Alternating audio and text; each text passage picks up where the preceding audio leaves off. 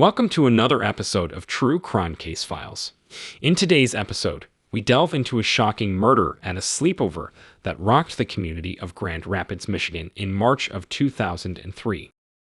Our story begins with Melinda Stabenow, Kaylee Mautner, and Deanna Balls, all 15 years old. They were more than just friends, they were a trio bound by dreams and aspirations that mirrored the innocence of their youth. Melinda Stabenow, with her laughter that echoed on the soccer fields, harbored dreams of nurturing animals back to health as a veterinarian. Her passion for life was as clear as the bright Michigan skies under which she played her favorite sport. Kaylee Mautner, the artist among them, was the silent strength of the group. Her sketches and designs, often inspired by the vibrant pop culture of the early 2000s, revealed a future filled with creativity as she aspired to become a renowned graphic designer. Deanna Balls, the most vivacious of the three, danced through life with the ambition to one day grace stages far beyond the confines of their hometown. Her energy was infectious, and her dreams of becoming a professional dancer were as palpable as the beats of the chart-topping hits of the era. These three friends, with their unique personalities and aspirations, formed an unbreakable bond. They were often seen together, laughing and sharing secrets as they navigated the challenges of adolescence. On the evening of March 12, 2003, the trio planned a sleepover at Melinda's house, a cozy suburban home nestled on Elm Street. As the evening progressed, the girls chatted, giggled, and indulged in their favorite snacks. They watched their favorite TV show, Friends, a popular sitcom that had captured the hearts of viewers across the nation. Unbeknownst to them, this would be the last time they would enjoy each other's company, and that this innocent gathering would soon turn into a nightmare. On the morning of March 12, 2003, a pall of smoke rose above a serene suburban street in Grand Rapids, Michigan, disrupting the calm with the harrowing signs of an unfolding tragedy. The morning started like any other, with the crisp air of early spring hanging over the neighborhood. The sun had just begun to rise, casting a soft glow on the quiet streets. But as the clock struck 7:15 a.m., the tranquility was shattered by thick smoke billowing from the Stabenow residence, a home supposed to be filled with the laughter and dreams of three young girls enjoying a sleepover. Patty Burstack, a neighbor who had been enjoying her morning coffee, was the first to notice the alarming scene.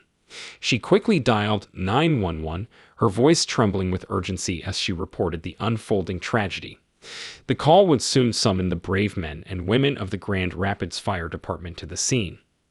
Within minutes, firefighters arrived, their red engines blaring in the otherwise serene neighborhood. They fought valiantly against the raging inferno, their efforts hampered by the intensity of the flames.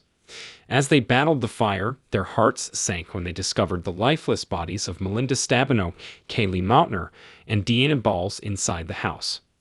The devastation was overwhelming, not only for the families of the victims but for the entire community.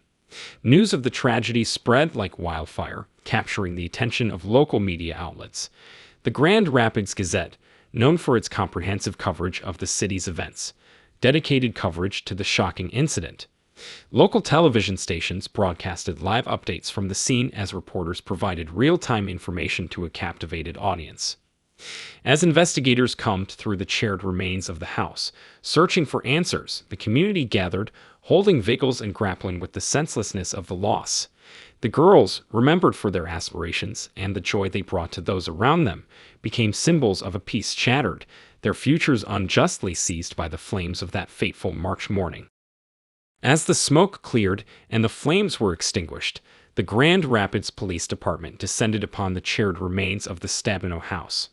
Led by Lieutenant Brendan Miller, a seasoned investigator known for his meticulousness, the team began their arduous task of unraveling the truth behind the tragic events of that fateful morning. The initial focus of the investigation was arson, as the fire had consumed the house with a ferocity that left little doubt of its intentional nature. However, as the detectives meticulously combed through the debris, a different, more sinister narrative began to emerge. Amidst the wreckage, they discovered the lifeless bodies of Melinda Stabenow, Kaylee Mautner, and Deanna Balls, all 15 years old and inseparable friends. The sight was heart-wrenching, their dreams and aspirations cut short in a cruel and senseless act of violence. Toxicology reports further deepened the mystery. Traces of alcohol were found in the girls' systems, raising questions about the events leading up to their deaths. The presence of alcohol, combined with the absence of any signs of forced entry or struggle, hinted at a night of ill-fated decisions and tragic consequences. Lieutenant Miller and his team meticulously pieced together the timeline of events leading up to that fatal night. Interviews with friends, family, and neighbors revealed that the trio had attended a sleepover at Melinda's house the evening before the fire. The girls had reportedly been in high spirits, laughing and joking as they enjoyed the freedom of a weekend night. As the investigation unfolded, the media frenzy surrounding the case grew. Local news outlets, such as the Grand Rapids Press and WDTV8, covered the story. The tragedy struck a chord with parents and teenagers alike, highlighting the vulnerability of youth and the fragility of life. The detectives analyzed every piece of evidence, from the charred remains of the house to the girls' personal belongings. They scoured the neighborhood for witnesses and surveillance footage, hoping to catch a glimpse of the events leading up to the fire. Every lead, no matter how small, was pursued with unwavering determination. Days turned into weeks, and the investigation seemed to hit a dead end. The community, gripped by fear and uncertainty, pleaded for answers. The police, in collaboration with federal agencies, expanded their search, exploring every possible avenue to bring justice to the victims and closure to their grieving families. The investigation into the shocking murder at the sleepover in Grand Rapids, Michigan, took a dramatic turn when the focus shifted to Melinda Stabeno's father, Barry Stabeno. Barry, a 43-year-old unemployed widower, became the prime suspect in the case, sending shockwaves through the tight-knit community. As detectives delved deeper into Barry's life, they discovered a hidden battle with alcoholism. Witnesses came forward, revealing that Barry had been struggling with his addiction for years, often seen frequenting bars in the area. This revelation raised eyebrows and led investigators to question whether Barry's alcoholism played a role in the tragic events of that fateful night. To corroborate his alibi, Barry provided receipts from a local bar, the Rusty Anchor, showing that he had been there during the time of the fire. The bar's surveillance footage was also reviewed, confirming his presence. However, the investigation didn't end there. Detectives meticulously combed through Barry's financial records, searching for any clues that might link him to the crime. They discovered that Barry had recently taken out a life insurance policy on Melinda, raising suspicions about his motives. Additionally, they uncovered a series of text messages between Barry and an unknown individual, discussing a plan and the need for money. The mysterious texts prompted investigators to dig deeper into Barry's social circle.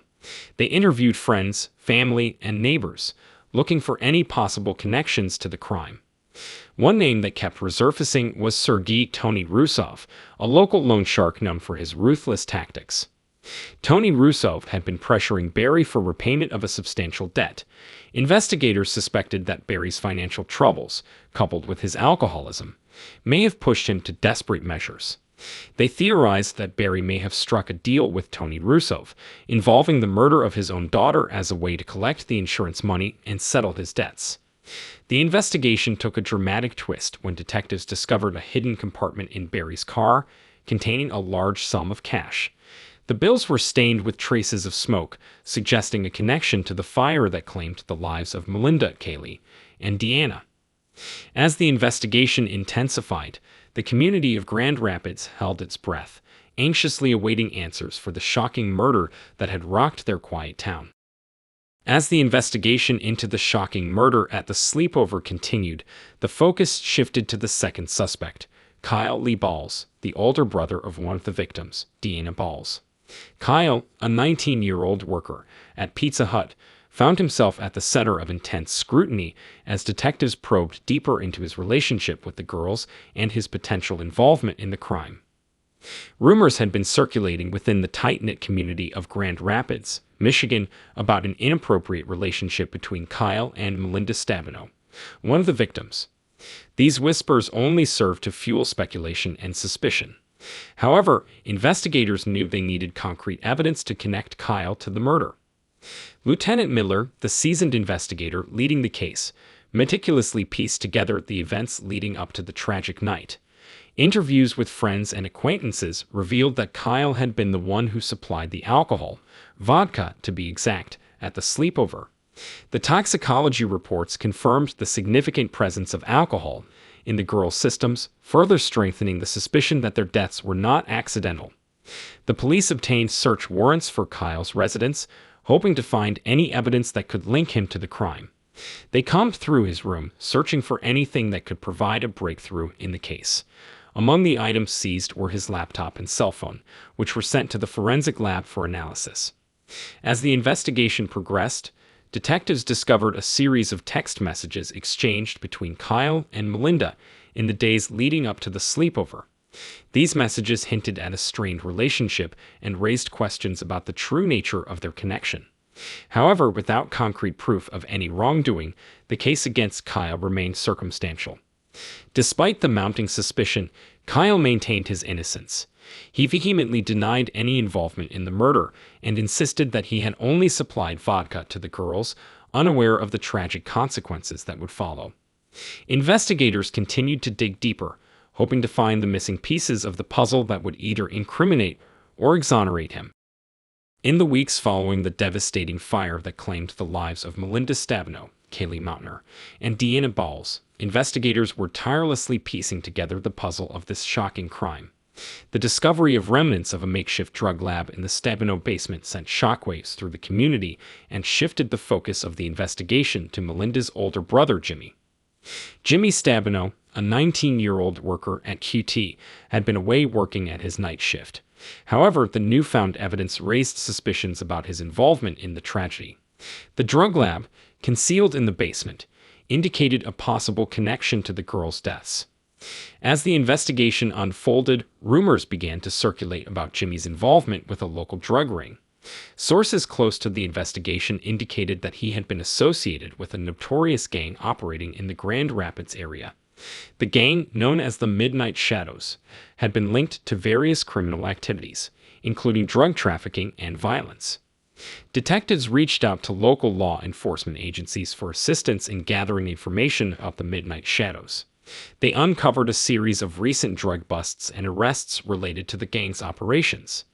The evidence suggested that the gang had been expanding their operations in the western Michigan, using unsuspecting individuals as pawns in their illicit activities. As the media caught wind of the investigation's new direction, the case became the talk of the town. Local news outlets, such as the Grand Rapids Press and WOOD-TV, dedicated airtime and column space to the ongoing investigation. The community was on edge, anxiously awaiting answers and justice for the 3 innocent lives lost. As the investigation entered its critical phase, the community of Grand Rapids held its breath, hoping for closure and justice for Melinda, Kaylee, and Deanna. In Grand Rapids, Michigan, the shocking murder case that unfolded in March of 2003 continued to captivate the community. As investigators dug deeper into the tragic events that claimed the lives of 3 inseparable teenage girls, a new suspect emerged: Melinda Stabenow's older brother, Jimmy. Jimmy Stabenow, a 22-year-old who worked the night shift at a local QT convenience store, had initially provided an alibi, claiming to be at work during the time of the fire that engulfed their family home. However, the discovery of a makeshift drug lab in the Stabenow basement turned the spotlight on him. Lieutenant Miller, the seasoned investigator leading the case, meticulously examined the evidence. The remnants of the drug lab indicated a potentially dangerous operation, raising questions about Jimmy's involvement. The lab, consisting of various chemicals, glassware, and drug paraphernalia, suggested a clandestine operation that had gone horribly wrong. As the investigation unfolded, details began to emerge about Jimmy's secretive activities. Co-workers at the QT convenience store reported his unusual behavior in the weeks leading up to the fire. They described him as increasingly withdrawn and irritable, often disappearing for long periods during his shifts. The discovery of the drug lab shed light on the possible reasons behind his erratic behavior. To further complicate matters, witnesses came forward with information about Jimmy's association with a local drug dealer known as Slick Rick Matavecchio. According to witnesses, Jimmy had been seen in the company of Slick Rick on multiple occasions, leading to speculation about their involvement in the drug trade. With mounting evidence against him, Jimmy's alibi began to crumble. Surveillance footage from the QT convenience store was reviewed, revealing gaps in his presence during the night of the fire. Witnesses also claimed to have seen Jimmy leaving the store for extended periods, raising suspicions about his whereabouts during the crucial hours. As the community anxiously awaited answers, the case against Jimmy Stabenow continued to unfold. The once quiet and unassuming older brother of Melinda now found himself at the center of a chilling murder investigation. With the weight of evidence mounting against him, the question remained, was Jimmy responsible for the deaths of his sister and her friends? In a stunning turn of events, the Grand Rapids sleepover murder case reached its dramatic conclusion. After weeks of intense investigation, the truth behind the tragic deaths of Melinda Stabenow, Kaylee Mautner, and Deanna Balls had finally been revealed. The investigation, led by seasoned detective Lieutenant Miller, took a surprising twist when evidence of a makeshift drug lab was discovered in the Stabenow basement. This discovery shifted the focus to Melinda's older brother, Jimmy Stabenow, a 22-year-old who worked the night shift at a local QT. Initially, Jimmy had claimed to be at work during the fire that engulfed their house, but the evidence found at the scene painted a different picture. As the investigators dug deeper, it became apparent that Jimmy's lack of expertise in drug manufacturing had caused a volatile reaction, ultimately leading to the devastating fire that claimed the lives of the 3 innocent girls. The investigation further revealed that Jimmy's friend and assistant in the drug business, Kyle Lee Balls, had supplied the girls with alcohol, rendering them unable to escape the deadly inferno. Although rumors had circulated about an inappropriate relationship between Kyle and Melinda, investigators found no concrete evidence to support these claims. As the pieces of the puzzle fell into place, Jimmy Stabenow could no longer deny his involvement. Confronted with the overwhelming evidence against him, he confessed to his role in the tragedy. The weight of his actions was etched on his face, a mixture of shame and disbelief. The revelation that his son was responsible for the horrific deaths of their daughter and her friends left Melinda's grieving father Barry shattered. Already grappling with the loss of his wife and daughter, he now had to come to terms with the unimaginable truth. The trial of Jimmy Stabenow, the man responsible for the tragic deaths of Melinda Stabenow, Kaylee Mautner, and Deanna Balls, captivated the area as it unfolded in a Grand Rapids courtroom.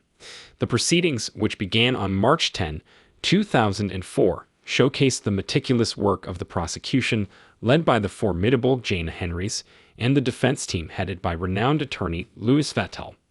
The courtroom was packed with reporters from national and local media outlets, eager to capture every detail of the trial. The families of the victims, still grappling with the devastating loss of their daughters, sat together, finding solace in each other's presence. Henrys, known for her tenacity and attention to detail, methodically presented the evidence against Stabenow. She painted a vivid picture of the events leading up to the fire that claimed the lives of the 3 young girls. The jury listened intently as she described how Stabenow's reckless actions, combined with his involvement in a drug manufacturing operation, resulted in the tragedy that unfolded on that fateful morning of March 12, 2003. The defense team, led by Louis Vattel, argued that the fire was a tragic accident, highlighting Stabenow's lack of expertise in drug manufacturing. Vattel attempted to create doubt in the minds of the jurors, suggesting that Stabenow did not intend for the fire to occur and that it was a consequence of his inexperience and poor judgment. Throughout the trial, the prosecution called upon expert witnesses to testify about the makeshift drug lab found in the Stabenow basement. They presented evidence that linked Stabenow to the manufacturing of illegal substances and established a clear motive for his actions. The defense, in contrast, emphasized the lack of direct evidence linking Stabenow to the deaths of the girls. After weeks of gripping testimony and intense deliberation, the jury reached a unanimous verdict on April 2, 2004. Jimmy Stabenow was found guilty on all 3 counts of second-degree murder. The courtroom fell into a hushed silence as the verdict was read aloud, the weight of the decision resonating with everyone present. Judge Paul C. Thompson, known for his no-nonsense approach to sentencing, delivered the final blow. On April 15, 2004, he sentenced Stabenow to 40 to 60 years in prison, ensuring that he would spend a significant portion of his life behind bars for his heinous crimes. As the trial concluded, the families of Melinda Stabenow, Kaylee Mautner, and Deanna Balls found a flicker of closure in the verdict and sentencing. However, the wounds left by the loss of their beloved daughters would forever remain a painful reminder of the tragedy that shook the community of Grand Rapids in March of 2003. After the trial that captivated the city of Grand Rapids, the lives of those involved in the tragic sleepover murder case took unexpected turns. Barry Stabenow, father of Melinda Stabenow, and still mourning the loss of his daughter, decided to leave Grand Rapids, Michigan, the place that held too many painful memories. He relocated to a small town in upstate New York, hoping to find solace in a fresh start. Meanwhile, Kyle Lee Balls, the older brother of victim Deanna Balls, found himself ostracized by the community. Despite striking a plea deal with the police, which kept him out of prison, the weight of guilt and public scrutiny became unbearable.